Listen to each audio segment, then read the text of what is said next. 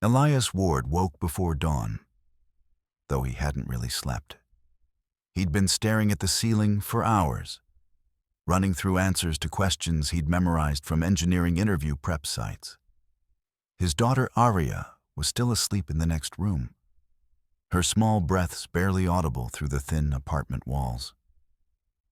He stood in the bathroom, adjusting his tie for the 5th time. It was an old tie, one he'd worn to his last real job interview 3 years ago, back when his wife was still alive. Back when he still believed things would work out if he just tried hard enough. The suit didn't fit quite right anymore. He'd lost weight. Not the good kind. The kind that came from skipping meals so Aria could have seconds. His dark brown skin looked ashen under the harsh bathroom light. His phone buzzed on the counter. He knew who it was before he looked. "Elias, are you up?" His mother's voice was sharp. "You can't be late today. You understand that, don't you?" Elias held the phone away from his ear. "I'm up, Mom. I've been up."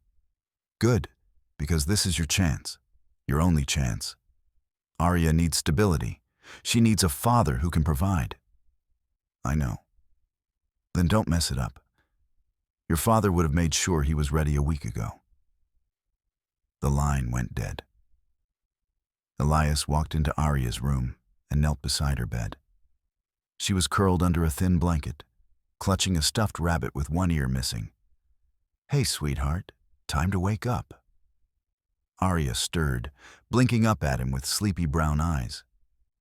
"Is it school day?" "Yeah, kiddo. But Mrs. Patterson's going to pick you up today. Remember? I've got something important." Aria sat up suddenly. "The job thing?" Elias smiled. "The job thing." She threw her arms around his neck. "You're going to get it, Daddy. I know you are." He held her for a moment longer than necessary. "I hope so, Lil. I really do."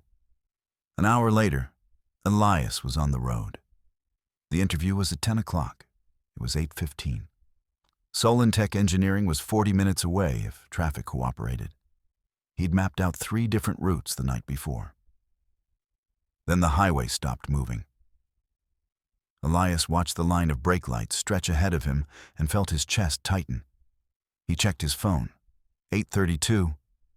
The cars didn't move. 5 minutes. 10. 15. At 8:50, Elias pulled onto the shoulder and took the next exit.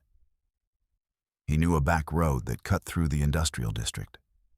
It would shave off at least 10 minutes.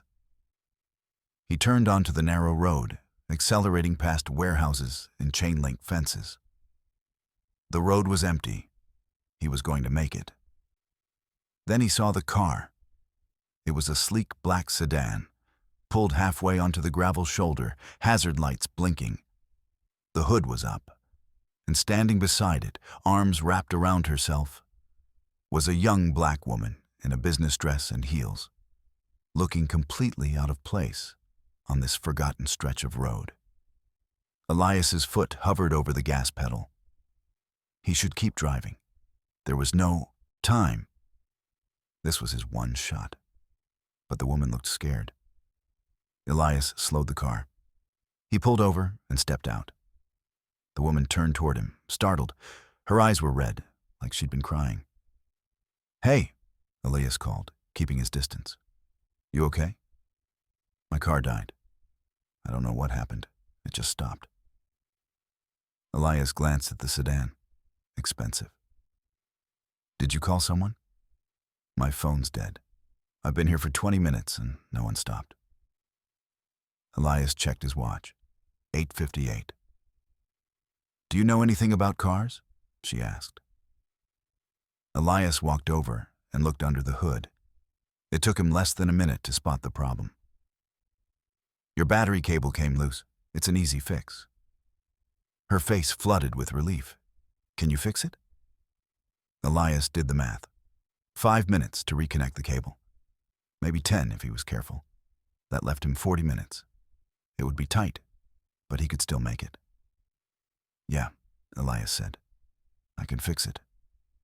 He grabbed a toolbox from his trunk His hands worked quickly, tightening the cable back into place, checking the connections.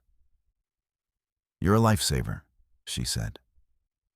Elias wiped his hands on an old rag. "Try starting it now." She slid into the driver's seat and turned the key. The engine roared to life. She stepped back out, smiling for the first time. "Thank you. Really. Where are you headed?" "Job interview." Her expression shifted. "When?" 10 o'clock? She looked at her watch. "You should go right now." Elias closed her hood and stepped back. "Drive safe." She hesitated like she wanted to say something else, but Elias was already getting back into his car. He had 37 minutes. He made it to Solentech at 10:23. The receptionist looked up when he walked in, flushed and out of breath. "Name?" "Elias Ward. I had an interview at 10 o'clock. She glanced at her computer screen. "Mr. Nolan Graves doesn't see candidates who arrive late. Company policy." Elias felt the floor drop out. "I was helping someone. There was an emergency. I'm sorry. There's nothing I can do." Elias stood there, staring at the polished marble floors, at the glass walls that separated him from the life he'd been so close to grabbing. He turned and walked out. In the parking lot, he sat in his car and stared at nothing. His phone buzzed. He answered. "Well?" his mother said. Elias closed his eyes. "I didn't get it." There was a long silence. Then his mother's voice came through, low and cold. "What happened?" "I was late." "Late? Elias? How could you be late?" "I stopped to help someone." His mother's tone sharpened. "You stopped? Do you understand what you just threw away? Do you understand what this means for Arya? You have to do better. Arya needs a father she can depend on." "I have to go," Elias said quietly. "Don't hang up on me." Elias ended the call. He sat there in silence, the weight of everything pressing down on him. He'd made a choice, and now he was paying for it. 3 days later, Elias was standing on a construction site in steel-toed boots and a hard hat, hauling cinder blocks in the August heat. It wasn't the career he'd trained for, but it was a paycheck. His supervisor, a grizzled black man named Mason Cruz, walked over and handed him a water bottle. "You doing all right, Ward?" Elias nodded. "Yeah, I'm good." Mason studied him. "You don't look like a construction guy." "I'm not, but I need the work." Mason grunted. "Fair enough. Just keep your head down. You'll do fine." That night, he picked Arya up from Mrs. Patterson's house and made her dinner. Spaghetti with butter. It was all they had left until payday. "Did you get the job, Daddy?" Arya asked. Elias forced a smile. "Not that one, kiddo. But I got a different one. We're going to be okay." Later, after Arya was asleep, Elias sat on the couch and stared at his phone. His mother had called twice more. He hadn't answered. He thought about the woman on the side of the road. He wondered if she even remembered him. He didn't regret stopping, but he couldn't shake the feeling that he'd just traded his future for a stranger's convenience. 2 weeks into the job, his mother called again.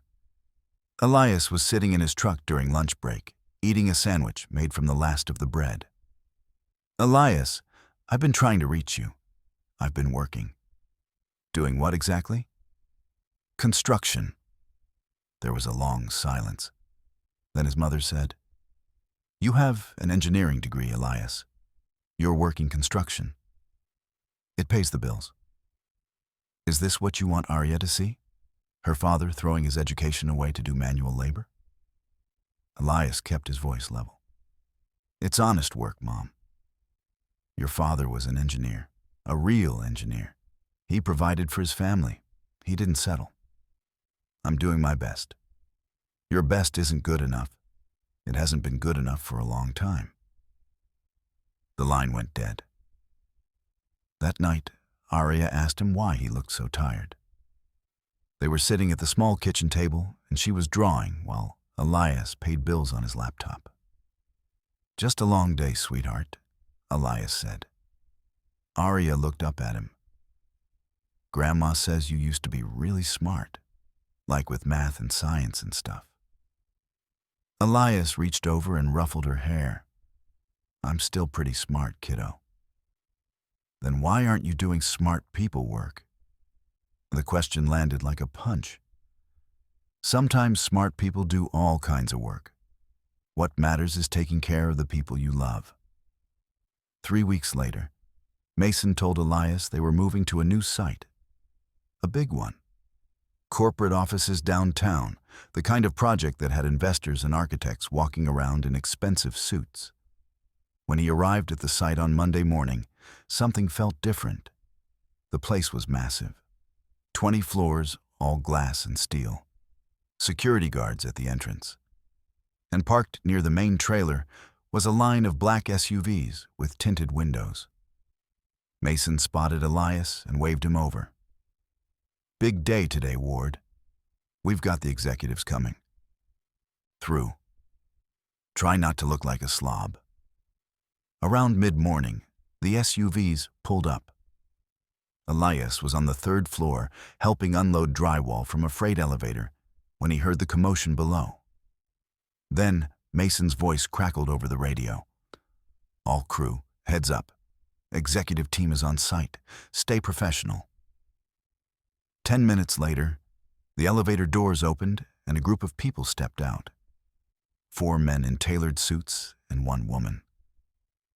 She was younger than the others, mid-30s maybe. Dark skin, natural hair pulled back in a sleek twist, a charcoal blazer over a white blouse. Elias glanced at her for half a second, then went back to the drywall. But she was looking at him. He felt it before he saw it. He turned, and their eyes met. And then he recognized her. It was the woman from the side of the road. Elias froze. She was staring at him too, her expression shifting from professional detachment to shock. Then she stepped forward.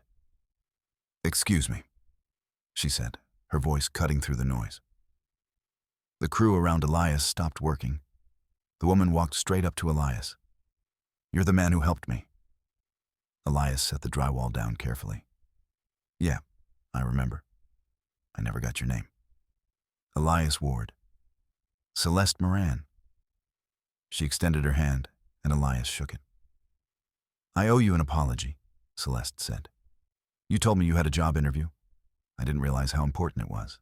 And because of me, you missed it." Elias felt the weight of every eye on the floor. "It's fine.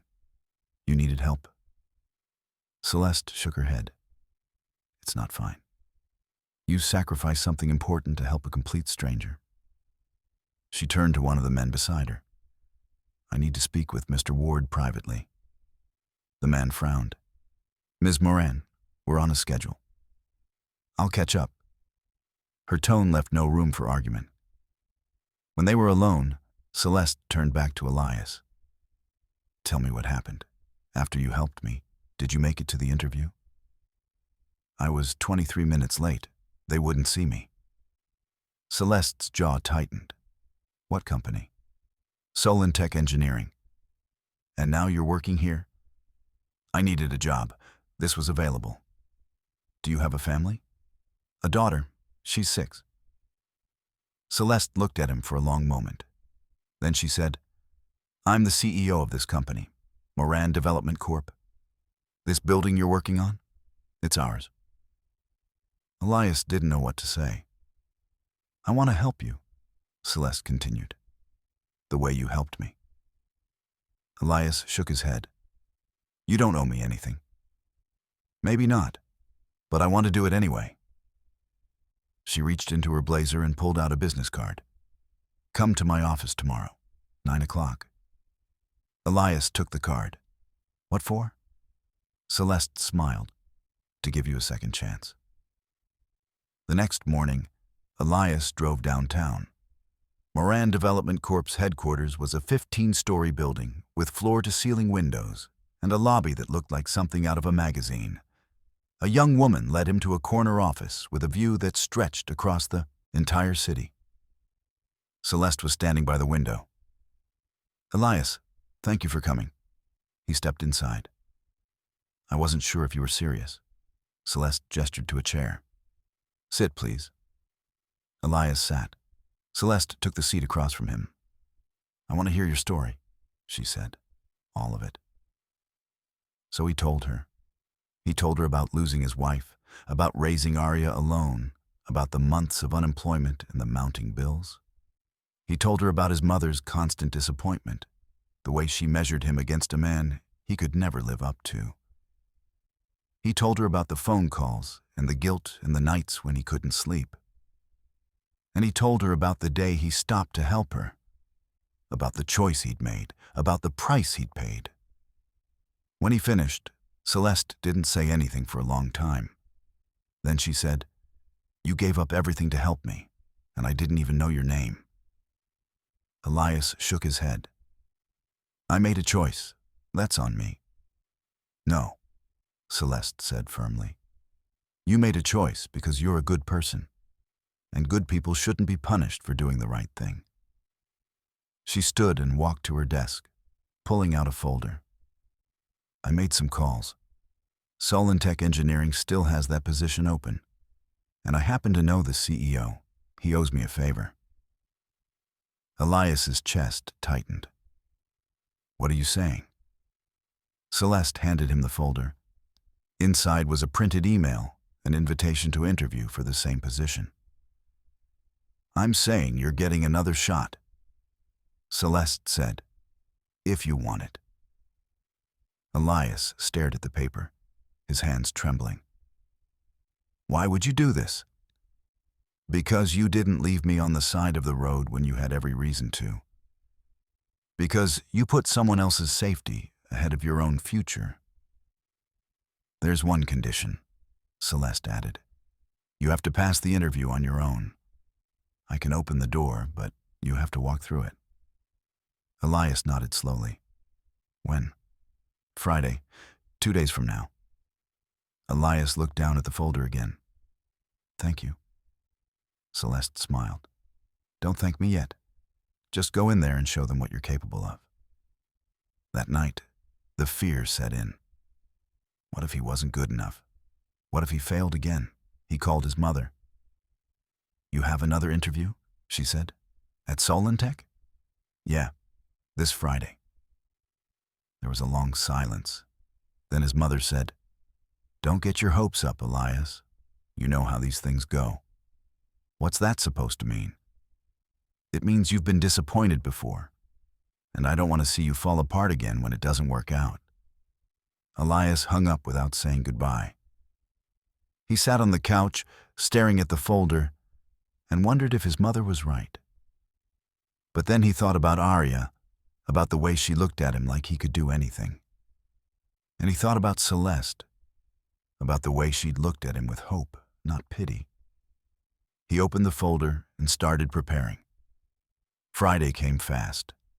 Elias dropped Arya off at school, put on the same tie, and drove to Solentech for the second time. This time, he was 15 minutes early. The receptionist recognized him. "Elias Ward, Mr. Graves will see you shortly." Elias sat in the waiting area, his hands folded, trying to keep his breathing steady. His phone buzzed, a text from his mother. "Good luck, but remember what I said." Elias turned the phone off. 20 minutes later, he was sitting across from Nolan Graves, answering questions about load-bearing calculations and thermal efficiency and project timelines. His hands didn't shake. His voice didn't waver, because he knew exactly what he was talking about. When the interview ended, Nolan Graves shook his hand. "We'll be in touch." Elias walked out, got into his truck, and sat there for a long time. He didn't know if he'd gotten the job. But for the first time in a long time, he felt like he'd done everything he could. Elias didn't hear anything for 3 days. He went back to the construction site on Monday morning, back to hauling materials and following Mason's orders. Nobody asked about the interview.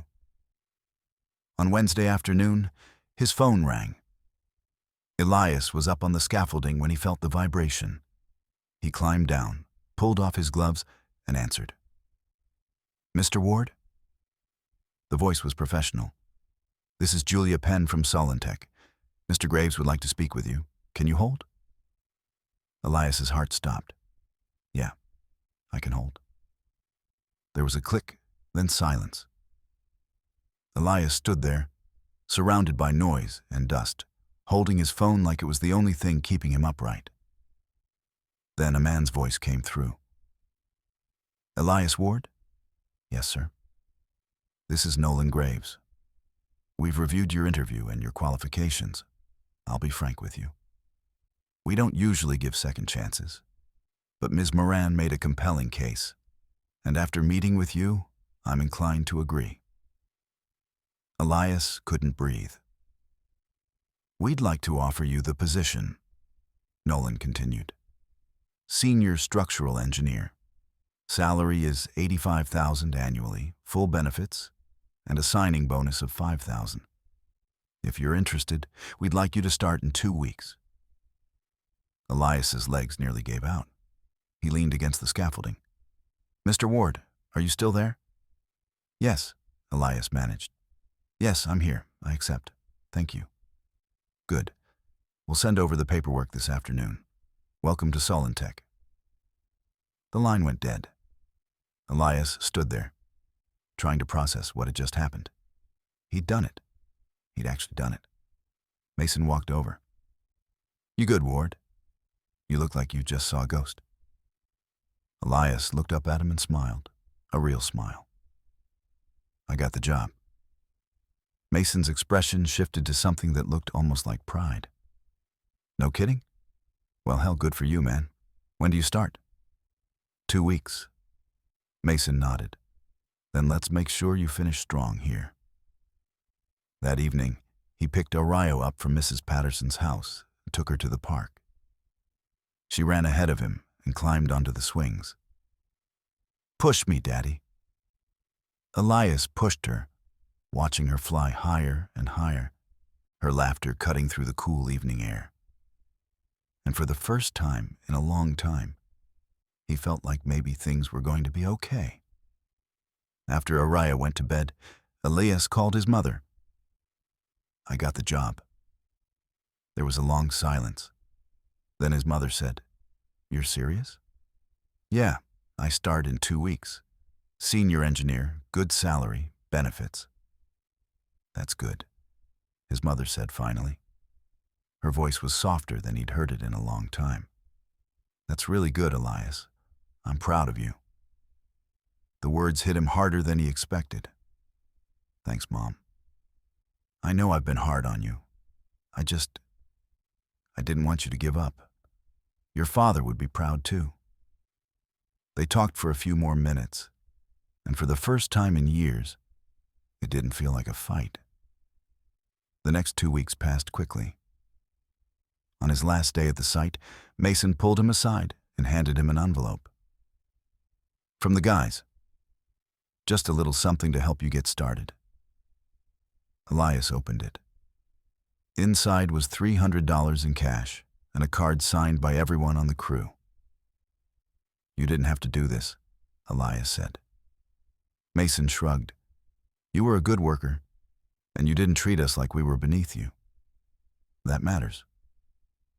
Elias shook his hand. "Thank you. For everything." Mason grinned. "Go build something great, Ward." Elias's first day at Solentech Engineering felt surreal. He walked into the building in a pressed shirt and tie. The receptionist smiled and handed him a badge with his name already printed on it. By the end of the first week, Elias had settled into a rhythm. The work was challenging, but it was the kind of challenge he'd been trained for. It felt like waking up after a long sleep. He picked Aria up from school every day at 3, helped her with her homework, and made her dinner. On Fridays, they went out for ice cream. Small things. Normal things. 3 weeks into the new job, Elias received an email from Celeste. "Congratulations on the new position. I knew you could do it." Elias typed a reply. "Thank you for giving me a second chance. I won't forget it." Celeste responded an hour later. "You earned it. And if you ever need anything, don't hesitate to reach out." 2 months later, Elias signed the lease on a new apartment. It was in a better neighborhood, closer to Aria's school, with 2 bedrooms and a small balcony that overlooked a park.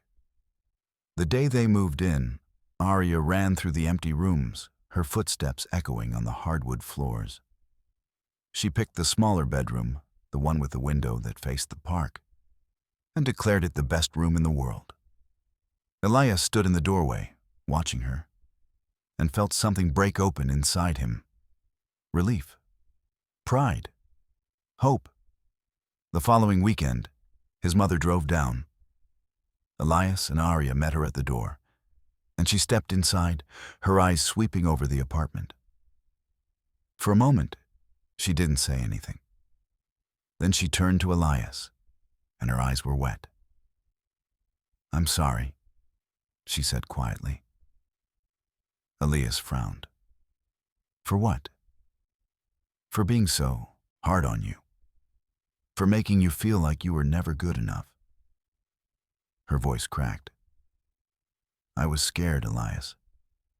After your father died, I was so scared you'd end up struggling, that Aria would grow up without stability. I thought if I pushed you hard enough, you'd find a way to be strong." Elias felt his chest tighten. "I know, Mom. But I was wrong. You were already strong. You were already doing everything you could. And instead of supporting you, I made it harder." She wiped her eyes. "I'm proud of you.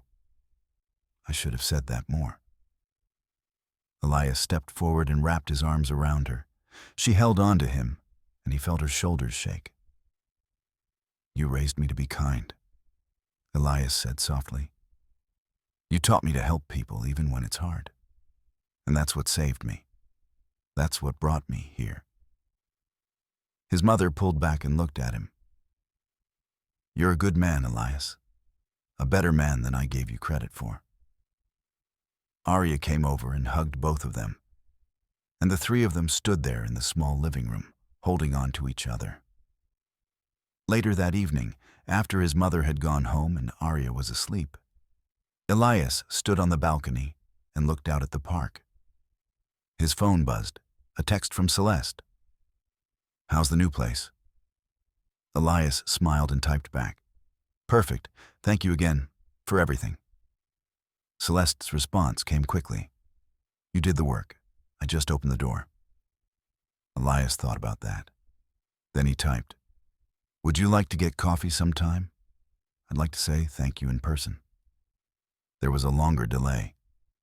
Then Celeste replied, "I'd like that. How's Saturday?"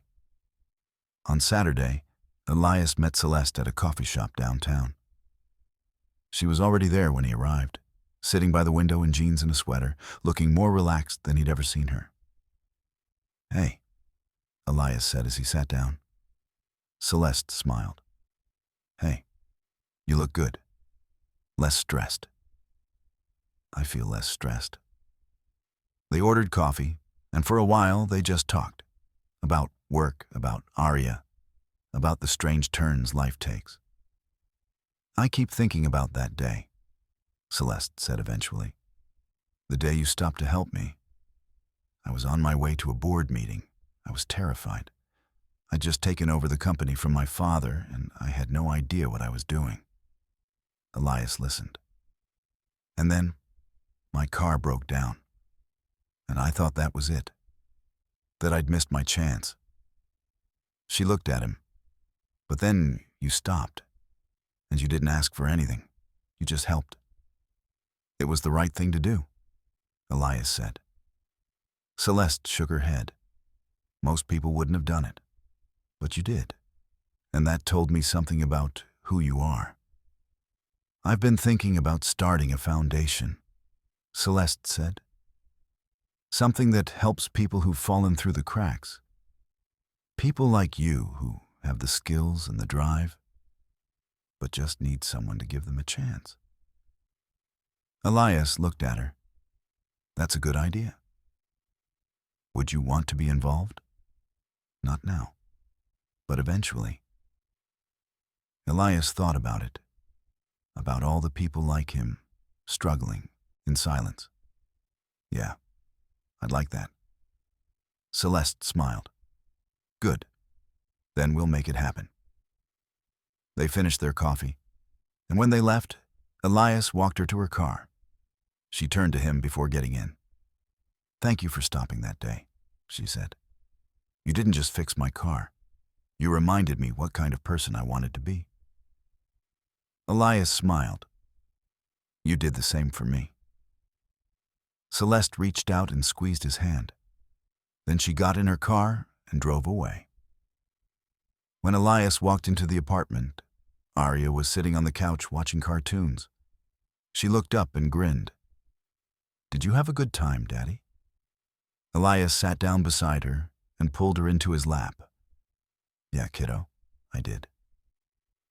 Arya snuggled against him, and they sat there together, watching the bright colors flicker across the screen. Outside, the sun was setting, casting long golden light through the windows. Elias thought about the choices he'd made, the interview he'd missed, the woman he'd helped, the job he'd lost, the job he'd gained, the mother who doubted him, the daughter who believed in him. And he realized that everything, every struggle, every failure, every moment of doubt had led him here, to this apartment, to this life, to this quiet, perfect moment with his daughter in his arms. One Saturday afternoon, 6 months after he'd started at Solentech, Elias took Arya to the park. They sat on the swings, and she asked him a question that caught him off guard. Daddy, why did you stop to help that lady? Elias looked at her, surprised. What lady? The one with the broken car. The one you told me about? How do you remember that? Arya shrugged. Because it made you late for your job thing. And then you were sad for a long time. Elias pushed her gently on the swing. I stopped because she needed help, and it was the right thing to do. Even though it made you sad. Even though. Arya thought about that. Then she said, I'm glad you helped her. Elias smiled. Me too, kiddo. Because now we have a nice home, and you're happy again. Elias felt his throat tighten. Yeah, now we have a nice home. Arya jumped off the swing and ran toward the slide, and Elias watched her go, his heart full. He thought about the man he'd been 6 months ago, exhausted, broken, desperate. And he thought about the choice he'd made on that lonely road. To stop, to help, to be kind, even when it cost him everything. That choice had changed his life. Not because it earned him a reward, but because it reminded him of who he was. And in the end, that was the only measure that mattered.